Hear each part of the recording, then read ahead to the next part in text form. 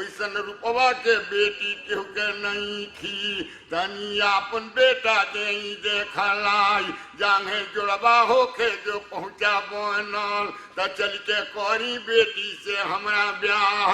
ये भाई कुबई लगले मनम में सोचे हमारा घरवा केहू नहीं ते आवे ना पाउन आवेला बरियार। कल दादा जतिया कुजाति होई गईल धोबी चमड़ा के कइले बाटे साथ। ए भाई यही से अहिर ना के हुआवत नाही होता बेटा के मोर बियाह। ए भाई घरवा बोलाई रखी दिहलन उनके करा दिले ना जलपान तौले कहले जे बेटा अपन देखा दी। एनिया लड़त रहले सनिया खड़ा पर धुरवा झारे लगले सब पहलवान। भैया तारी ठोकले बा बिरवा लोरी केहू के उठी गईले ना शिवचन आज। कहल जे भाई जी कौन समैया ये गईल अरे बिना बादरा बिना रे बिजुली कोई सन तर आवत ना पाटे आवाज। कहल जे बेटा लड़न मोर अखाड़ा में गईल लड़के में धुरवा झारतला तलिया बजावत अब आवत गौरा बालो गाँव। शिवचन के ऐसन उदबेगा बड़ी हो गईल कहल जे चलिया पाहुन तनी देखा दी कैसन बेटा बाणी ना अब तोहार। शिवचन सनवा कुवई ना चली दी हलन ए भाई धैले डगरिया बोहवा के हरग हरग ना भुइया तुरत अपरग दबोले बाटे लोनिया जात। आवनिया तीनों बिरवा हो लंगोटा कन्हा पधइले अधुरवा गर्दन मलल मा कोठवार। भैया आवत बाण सजमुह के मातल अगवा लोरी के बाबू चले पिछवा रहल देखा ना धोबी रजई ओकरे पिछवा मेठा ना रह चमार। अब बकिया यौरी पहलवनवा संगे रहलन तवले पर गईल बा शिवचन के निगाह।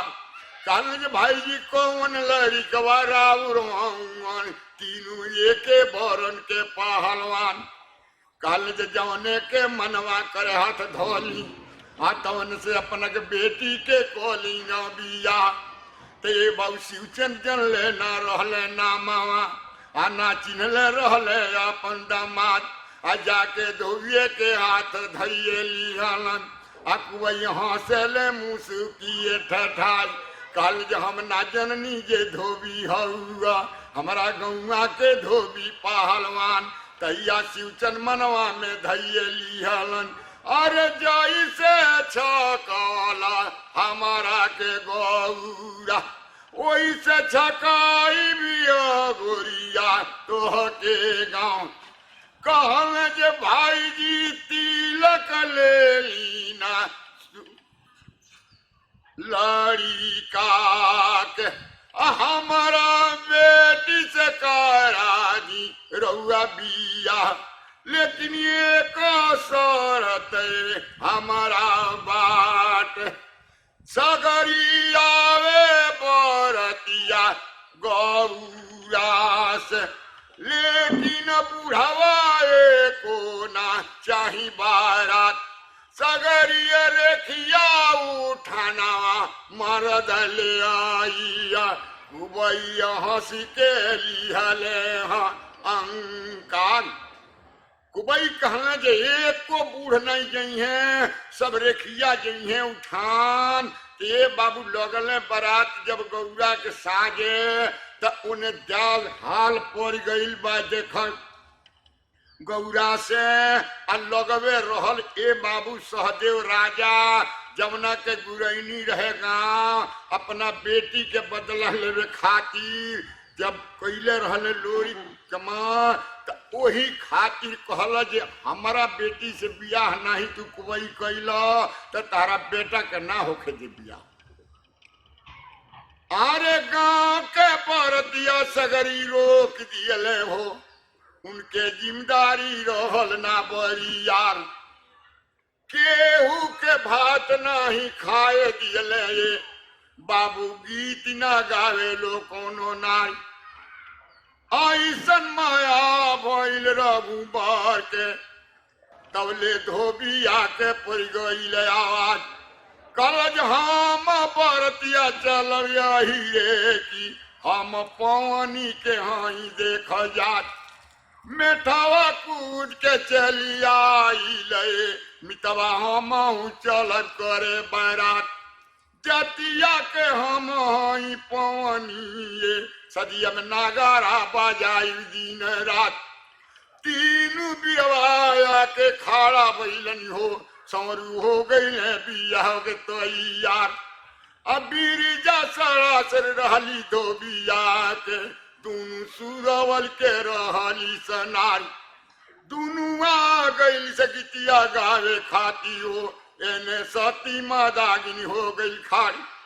कुबई के औरत रहली खुइलन ये बाबू, गीतियो गाँव सुरंगदार।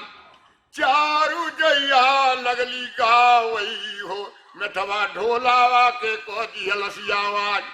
अगावे लाला चकायब धोबियाए, भैया साज दिहलस वही जा बैरात। कल शिव चंचल तू गोरिया में, हम लेके आवतानी बैरात। भागल शिवचन बाबू तहीन से, आई गईले अगोरिया न गाँव।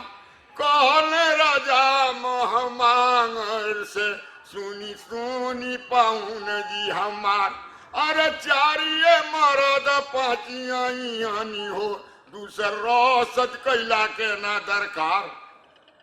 आप भैया पैदल लोरी कचली दिहलन, अपन करे खाती देखा ना बिया। ऐसन जिम्मेदारी के पहरा रहल, डरवा से केहू ना करे गईल बारात। तैया कुबाई कहे न मेठावा से, मेठवा नागारा बाजावत डगरी में चली है। अधविया गावत देला चकवा चली है आज। अपन री मारत रे हम चलत, अब बाबू डेंगा लिहले अपन उठाई। लठिया धई के बूढ़ा कुबई कान्हे, अचाली दिहने अगोरिया के धैले रा। हरग हरगे मुई तुरत, परग दबोले बालो जात। अब भैया 3 दिना के मजल कणले, अनबिचवा कतई न बदे लोग मोकाम। जौने डगरिया बिरवल चले, उनमें हल्ला मचत ये डगरी में जा। जे कान माई के दूधवा पियले बालो, आ कौने धरती के बीलो पहलवान। ऐसा सुघारा न देखनी जा, नाही नगर उपजल जवान। अब वही रहिया में हल्ला ये मचत जाला, आ लोगवा पीछे पीछे देखो सूरत जास।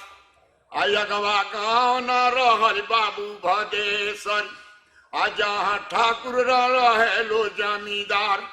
आ वही जा बनल बा जिरौली ना बड़ी सुंदर, आ पोखर के बान्हल बा देखो ना चारू घाट। आ वही जा खड़ा बनल बा महरदन के, आ भदेसरी घर घर पोसल लो पहलवान। आ भैया वही जगिया ना पहुंच गईलन, आ कुबई डेरा दिहले अपन गिराई। कहल जे बाबू यही गिरौल पर डेरा गिरावा, आज चल जा करे सौरू उर्दू के बाजार। हई मोहर ले लो सरफी, आ बेच दिया हटिया में। बासमती के किनिह चाउर, रहर मुंगुआ के किन लिह दाल।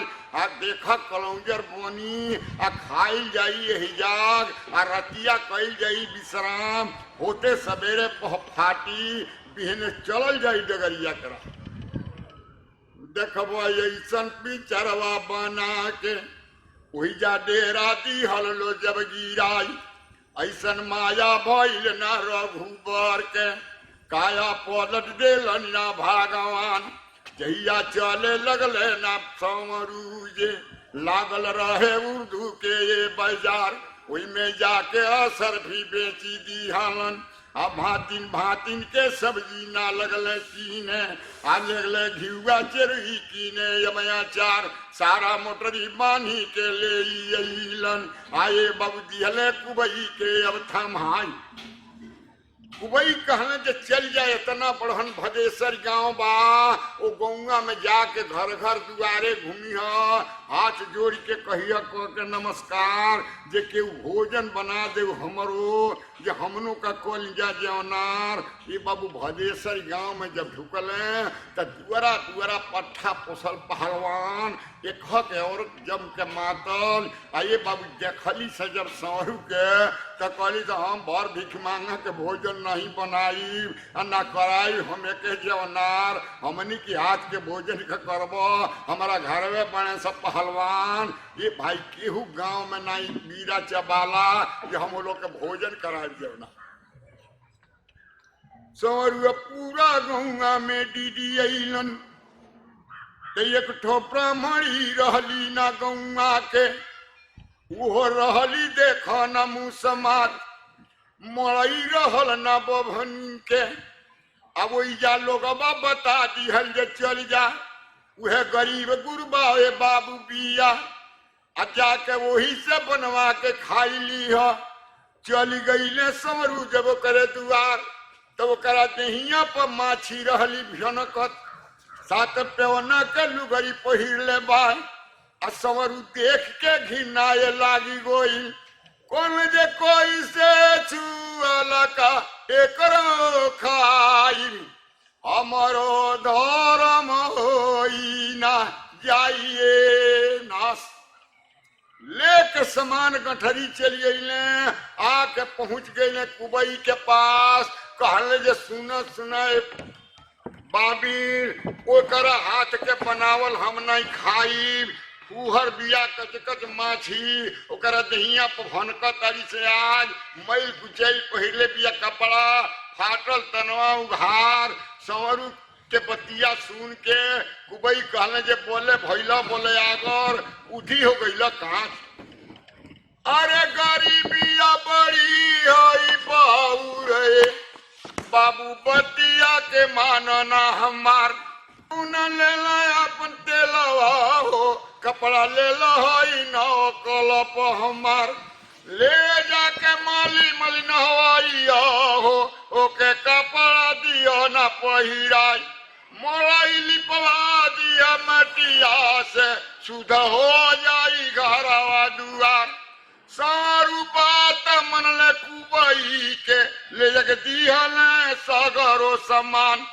पवले बिया वो ब्राह्मणी खुश हो गई सरकार हमारा गोसाइया तुलसी भैले वो हमके धाना मिलल परम्पार बासमती के देखल चाउर बाबू रहरी मुआ के दाल भातिन के देखल सबुजी घिउआ देखले बिया नया चार खुशी मंगना हो के वो मली मली कोइले बड़ी स्नान कपड़ा बदली लियली घरवा में वो लागली सुघरी ना बिया हो नारी अजहिया सारा सफाई घरवा कैलस जैसे नामी के पूजनिया भैया होला आ सब लोग साफ कर लेला ना दुआर वैसे दुआरा आंगनवा झाड़ी दिहलस